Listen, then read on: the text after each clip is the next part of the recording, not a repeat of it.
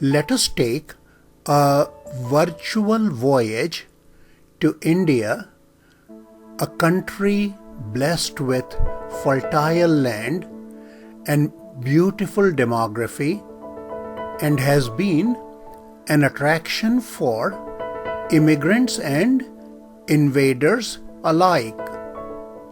I am an ordinary man. I lived in India for 32 years of my life, and 16 out of those 32 years, India was served by the administration of Mrs. Indira Gandhi. Mrs. Gandhi became the Prime Minister on January 24, 1966, and now I'm going to share with you my memories of Mrs. Gandhi's administration, especially with those of you who were not even born when she passed away in 1984. Mrs. Gandhi's election as Prime Minister was covered in the Time magazine under the heading "Troubled India in a Woman's Hand." So let us see why was India in trouble at that time. India, the largest democracy in the world, was surrounded by the countries such as Pakistan in the west, and at that time Pakistan in the east. Both of them were under the military rule of General Ayub Khan, and Burma in the east was under the military leadership of General Ne Win, and Nepal, Sikkim, Bhutan, all three of them were monarchies. China was under communist rule with military as a branch of the government. In 1962, India was badly humiliated by a Chinese attack on the northeastern borders, and in 1964, Jawaharlal Nehru, who was father of Mrs. Indira Gandhi, and also he was first Prime Minister of India, he passed away, and with his passing, India lost his great, continuous and visionary leadership. After the death of Pandit Nehru in May 1964, or 27th of May 1964, as India was recovering under the honest and efficient leadership of the new Prime Minister Lal Bahadur Shastri, in August 1965, Pakistan attacked India on the Western Front, and it turned out to be, actually it turned into a major war which lasted for more than a month, and causing a lot of strain, especially financial. Even though the war ended with advantage for India, India was going through severe drought and food shortage. And just a few months later, on January 11, 1966, Prime Minister Shastri passed away. So these were few of the reasons why India was troubled in 1966. Now a new Prime Minister had to be elected by the members of the Parliament. Mrs. Gandhi contested that election and won overwhelmingly against the other candidate, Mr. Morarji Desai. Now we go back to that cover page stating "Troubled India in a Woman's Hand" and see who was this woman. Mrs. Gandhi was born in Allahabad a great city that is situated at the confluence of these two rivers, Ganga and Yamuna. And this was the house in Allahabad named Swaraj Bhavan, where Mrs. Gandhi was born on November 19, 1917. In the year 1917, India was still a British colony, and before 1917, her father, Jawaharlal Nehru, had already joined the freedom struggle against the British rule with Mahatma Gandhi, or actually under the leadership of Mahatma Gandhi. I would say I was born in politics, but quite a different type of politics than one sees now, because politics was not a career. It was being part of a movement for freedom. And it absorbed all one's being. Indira Priyadarshini Nehru enjoyed the affection of Mahatma Gandhi, and Priyadarshini, that is pleasant to look at, was name given to her by the Nobel laureate Rabindranath Tagore. And when Mahatma Gandhi gave call to boycott foreign goods, she gave up her imported doll. When Mahatma Gandhi asked people to wear only khadi, clothes that were made of hand-spun thread, she wore khadi as a child, which made her look odd at her elite school. Her father would often be in jail, was able to give her counseling and education mostly through letters from the jail. Many of the letters were published in this popular book.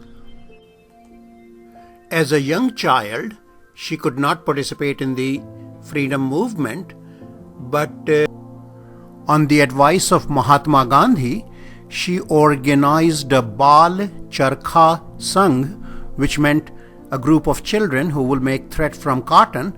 And of course, this is charkha, which would be too big for the children. So children would use this little device, which was called takli, to make thread from the cotton. Also, on the advice of Mahatma Gandhi, she organized a brigade of children, which was called Vanar Sena, which would do volunteer activities and help in the freedom movement to the freedom fighters.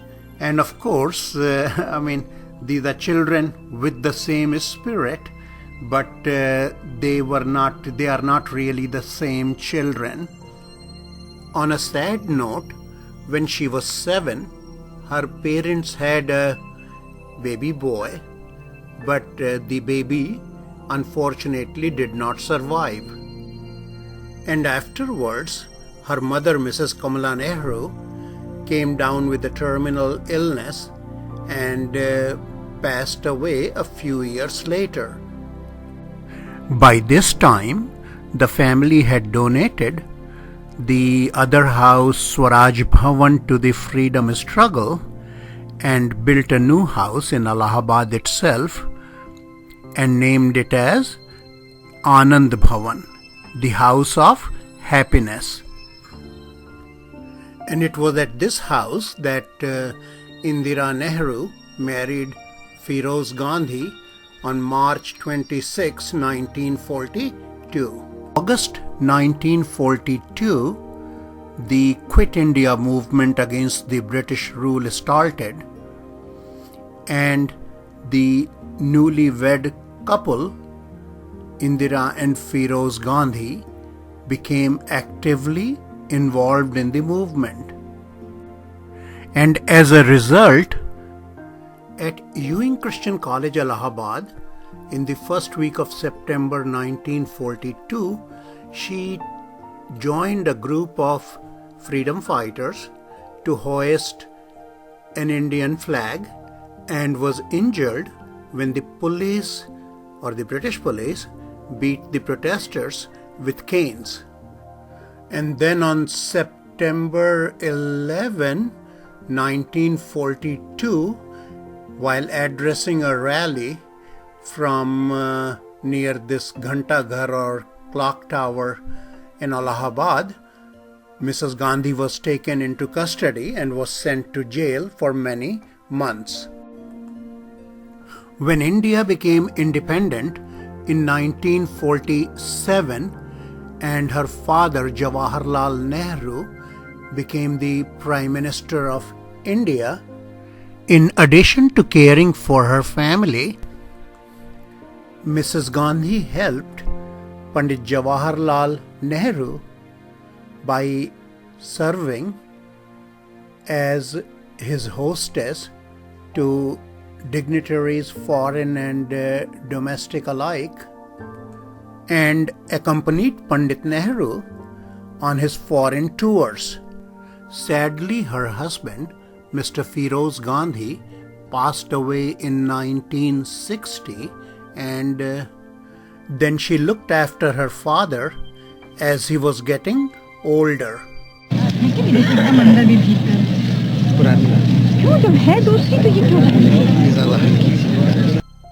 But when Pandit Nehru died in 1964, Mrs. Gandhi was not even a member of Parliament. So when Mr. Lal Bahadur Shastri, the new Prime Minister, wanted to include Mrs. Gandhi in his cabinet, she was nominated to this house of the Parliament called Rajya Sabha or Council of States. And in fact, the Prime Minister serves at the pleasure of this body of the Parliament, which is called Lok Sabha or the House of the People, and which is directly elected by the citizens of India. Mrs. Gandhi held a relatively lower level cabinet position of Minister of Information and Broadcasting in Shastri's cabinet.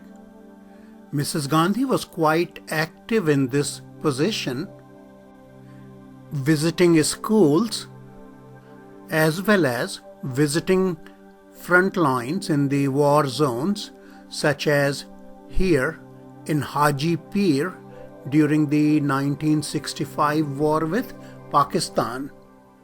Now that her sons had grown up and were in college, she had time to focus on her passion, that was serving the people. This was the background with which Mrs. Gandhi took over the Prime Ministership of India, a very difficult task at that time. Nearly 500 million human beings, 1/7 of the human race, today face the threat of the worst famine this century. 5 million Indians may die of hunger this year, and by the end of the year, there'll be another 12 million mouths to feed. This is a measure of the task shouldered this morning by a woman. In Delhi this week, Mrs. Gandhi talked to Gerald Seymour. It's a challenge which has to be faced and met. And I don't think it's a desperate situation by any means. But it does need tremendous unity in the country and a very determined effort to solve these various problems. And now, just 2 months after assuming office, Mrs. Gandhi had to go to the United States, mainly for the purpose of asking for extra food supply. And President Johnson did pledge additional food supply, and I remember that period was called, we were very young, the period that we were eating ship to mouth. Upon return from the United States, increasing food production became her highest priority. Fortunately, that was the time when Dr. Norman Waldo of Texas A&M University had successfully developed new varieties of grains, and an eminent scientist, Dr. M.S. Swaminathan, a colleague of Dr. Waldo, was already working in India. C. Subramaniam intervened, and it was helpful too. And later on Indira Gandhi came. When Indira Gandhi came in 1966, we were importing 10 million tons of food grain. And once when Dr. Vikram Sarabhai and I called on her for something else, for Krishi Darshan program in the Doordarshan, Vikram was very keen to take the technology to the field through television. When we went there, she looked at me and said, Swaminathan, how soon can we build a reserve of 10 million tons? Because that year we had imported 10 million tons under PL 480 wheat. It had stuck in her brain. And I was taken aback. I said, Madam, if we do everything right, in another 5 years, we should build up a 10 million ton reserve. And by 1971, this happened. It happened. It did not always happen, but it happened. And she released a special stamp called the Wheat Revolution in 1968. So that was the way India went on the right track to attain self-sufficiency in food. But in 1966, there were many other problems on the political side. An example would be that Punjab, the state of Punjab, that did not suffer from drought and famine in 1966, was asking for subdivision based on language. It was called a Punjabi Suba problem. So Punjab was subdivided into 3 separate states. The growth rate, which was about 7.5% in 1964, had declined to negative 2.6% in 1965. Mrs. Gandhi decided to devaluate the Indian rupee, and in the new schemes, at least the growth rate came back up during the next 2 years. Now the general elections came in February 1967. So people had to elect a new Lok Sabha, or the House of People, and the Prime Minister stays in office only as long as the Prime Minister enjoys the confidence of this body, that is Lok Sabha. Even though Mrs. Gandhi had enjoyed the confidence of Lok Sabha for over a year, she was not even a member of this body. She decided to contest election for a seat in Lok Sabha as well. Now she had to choose a constituency or an election district, and for her hometown of Allahabad, son of late Prime Minister Shastri, Mr. Hari Krishan Shastri was already a member. And the other constituency, named Phulpur, was held by Pandit Nehru's sister, Mrs. Vijay Lakshmi Pandit. So Mrs. Gandhi chose Rai Bareli, the constituency of her late husband Feroz Gandhi. So the nation went to elections, and on the campaign trail, Mrs. Gandhi was injured by a stone thrown by a protester. It has been only 19 years since India had become independent, and now people were wondering what kind of system would be best for them: capitalism, communism, socialism, or mixed, the system that India was using at that time. And we have to note that vast majority of the electorate did not have opportunity to go to schools and get educated, and the participation rate in the polling was about 61%. But even though uneducated, the people have shown quite a good wisdom most of the time, especially when the campaigning was done in simple language. For example, these were the election symbols of some of the parties, and I still remember 1969 elections, the loudspeakers of the campaigns running messages like "Jab Tufan Aayega, दीपक बुझ जाएगा, पेड़ उखड़ जाएंगे, झोपड़ी उड़ जाएगी, लेकिन आपके साथ रहेगी आपके दो बैलों की जोड़ी, which was the symbol of the Congress party. When the results came, Congress, that was Mrs. Gandhi's party, received just a slight majority out of 520 seats, but no other party could even reach the 10% mark. And this Swatantra party, the extreme right-wing party, got only 43 seats, while the two wings of the Communist Party, one Marxist and the other one just Communist Party of India, they together received about 48 seats. So after this election, when Mrs. Gandhi formed her new cabinet, she had to include her opponent in the party, Mr. Morarji Desai, as Deputy Prime Minister. After 1967 elections, Mrs. Gandhi was starting her government with a weaker position than before, because in the state government elections, Mrs. Gandhi's party had lost in 16 out of 24 states, including her home state of Uttar Pradesh. And in September-October 1967, there were clashes with the Chinese military, of course of Indian military, in Nathula and Chola along this border, but this time the Chinese military was pushed back within a matter of few days. Domestically, Mrs. Gandhi was having difficulties pursuing her leftist agenda.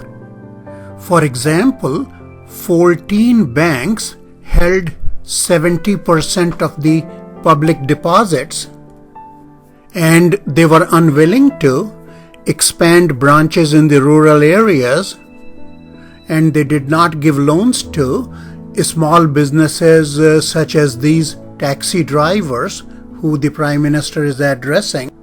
Mrs. Gandhi went ahead and nationalized 14 top banks in disagreement with the Deputy Prime Minister, Mr. Morarji Desai, and now she was going to face opposition from members of her own party.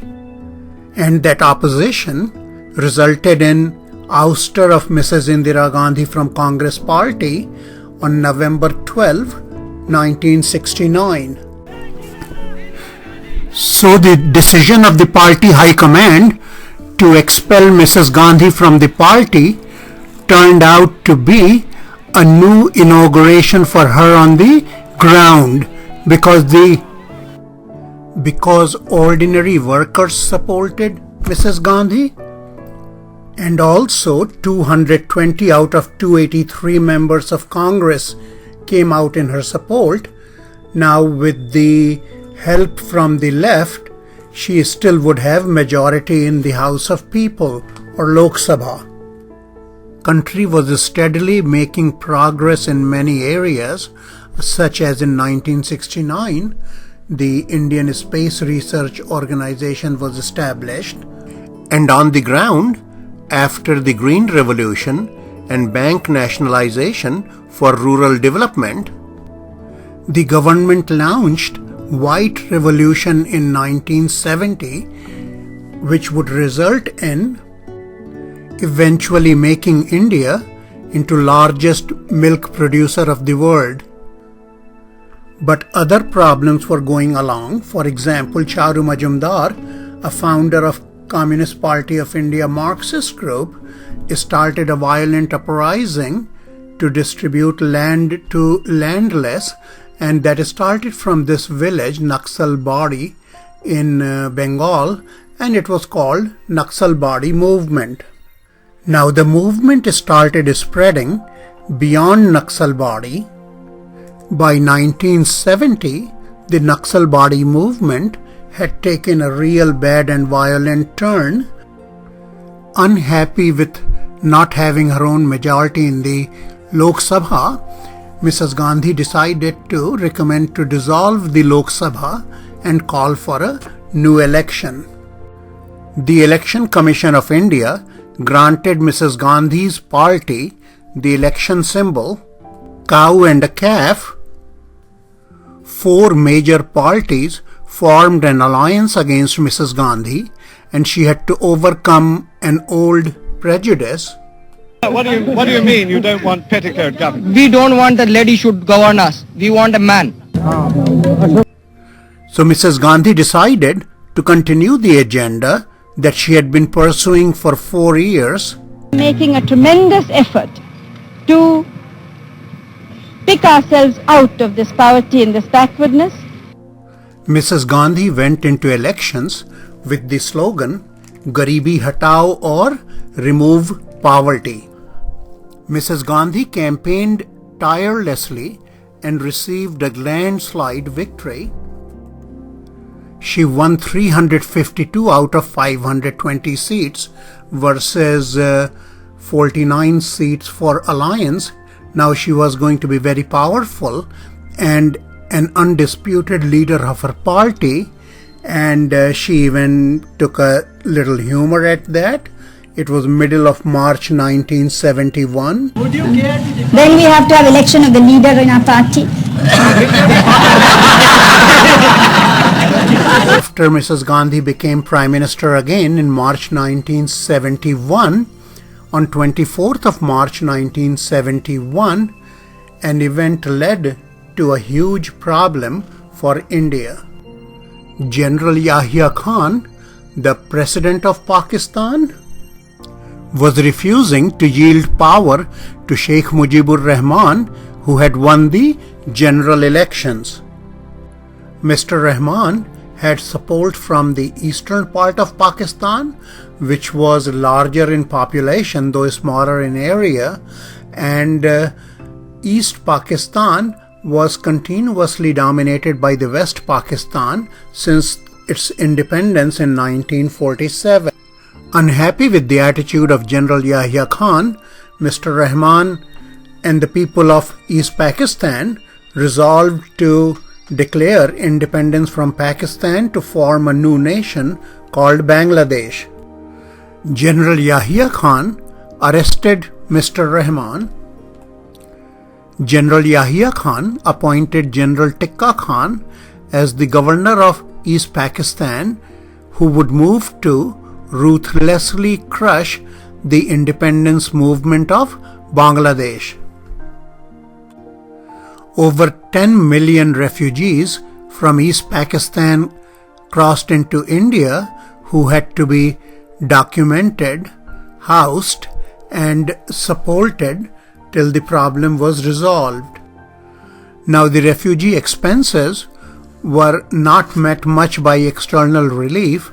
India had to support the refugees mostly on her own. Then there was another development complicating the situation further. The President of the United States, Richard Nixon, wanted to establish good relations with China. But President Nixon wanted the initial efforts in this approach to be a top secret. General Yahya Khan arranged a secret trip of Dr. Henry Kissinger, the National Security Advisor of President Nixon, to meet Prime Minister Chou Enlai of China on July 15, 1970. According to Dennis Cox, the US ambassador to Pakistan in 1971, upon return from secret China trip, Dr. Kissinger told General Khan that Chou Enlai, the Chinese Prime Minister, had told him that China would intervene militarily if India attacked East Pakistan. Then on August 9, 1971, the foreign ministers of the Soviet Union and India signed a cooperation treaty which included provisions for defense. In my memory, Mrs. Gandhi never compromised Indian interests to favor Soviet Union. With no other options left, Mrs. Gandhi had to start preparation for war.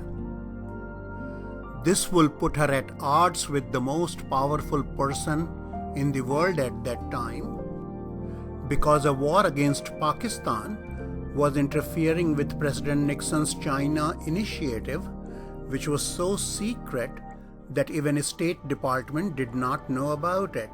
Now India and United States have a bear hug relationship, and newly released information confirmed that when on October 20, 1962, China's People's Liberation Army attacked India right at a time when Soviet Union and the United States were against each other in a military standoff due to Cuban Missile Crisis, so that India could not receive any outside help. Soon after resolving that crisis, President Kennedy had approved US air support to India. President Nixon's attitude was very different. He was very much touched by the warmth of the Pakistani hospitality as compared to his interaction with the Indians. Now, this is a film's division clip from August 1971.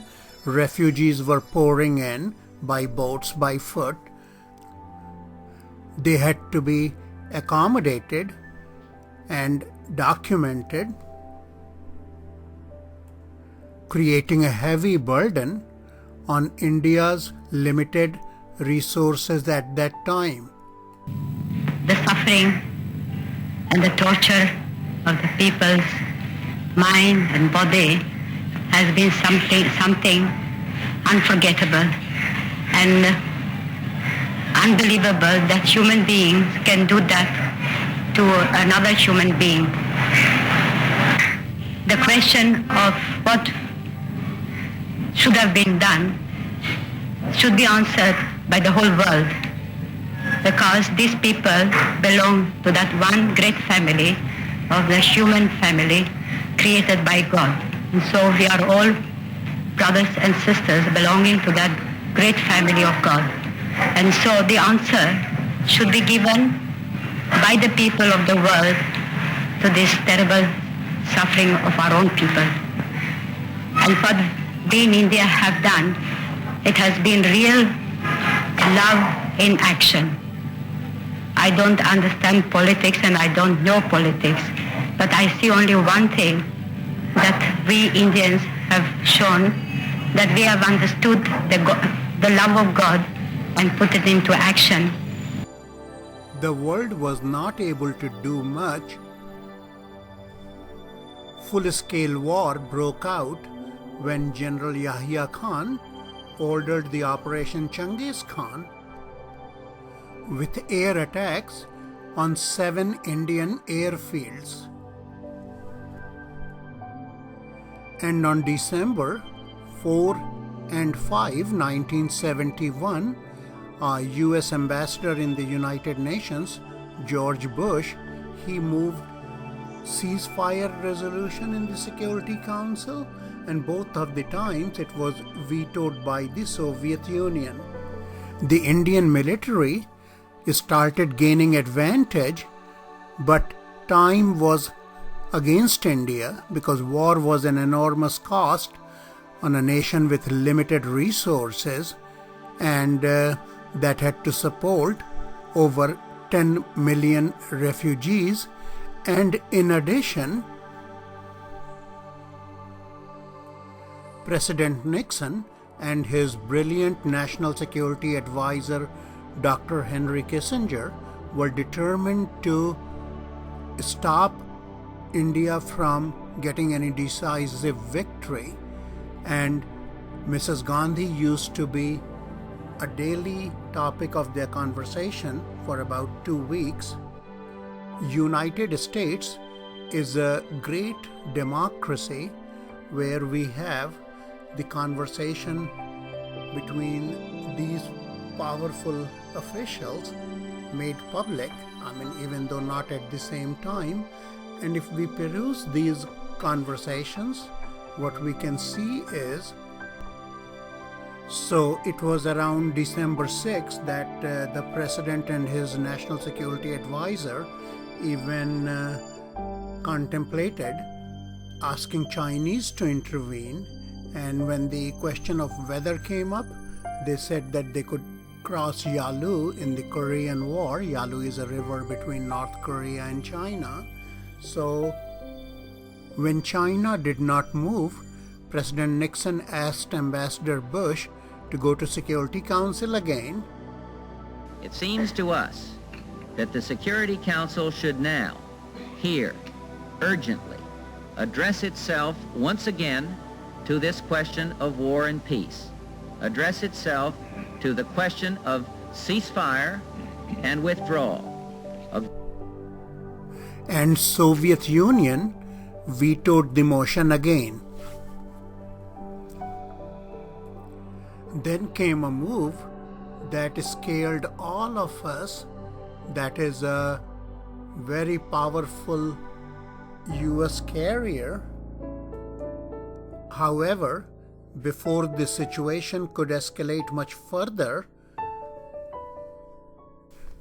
Major General Niazi, commander of Pakistani forces in East Pakistan, or soon to become Bangladesh, decided to surrender with 93,000 of his troops to Lieutenant General Jagjit Singh Arora.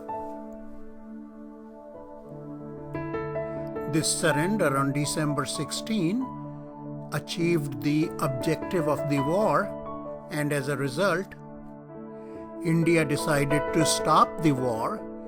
And it was really a brilliant demonstration of that administration and the military, that is, in less than 2 weeks, a major war was won and all the objectives were achieved. Now Mrs. Gandhi immediately started working on the return of the refugees. The question, we seem to have drifted from the question. The question is whether they want to remain in India and not go back. I don't believe that this is true. I think that the great majority of them do want to go back. They said they didn't want to go at a stage when they were sure that they would be killed when they returned. They couldn't foresee free Bangladesh, presumably, at that time, and therefore they were not sure of their future. Today, when they see that there is a stable government, they see that things are returning to normal. Already 260,000 have gone, and we think that most of them will have returned by the end of January and certainly by the end of February. The refugees left, and Sheikh Mujibur Rahman became the Prime Minister of Bangladesh, and Indian military pulled out of Bangladesh, and Bangladesh took charge of her own security. Then in July 1972, Mrs. Gandhi invited the new leader of Pakistan, Zulfikar Ali Bhutto, and the two leaders signed what is known as Shimla Agreement, which would be a guiding principle to future agreements. The Lahore Agreement in 1999, signed by the Prime Minister Mr. Atal Bihari Vajpayee, and now Mrs. Gandhi had time to focus entirely at her own people.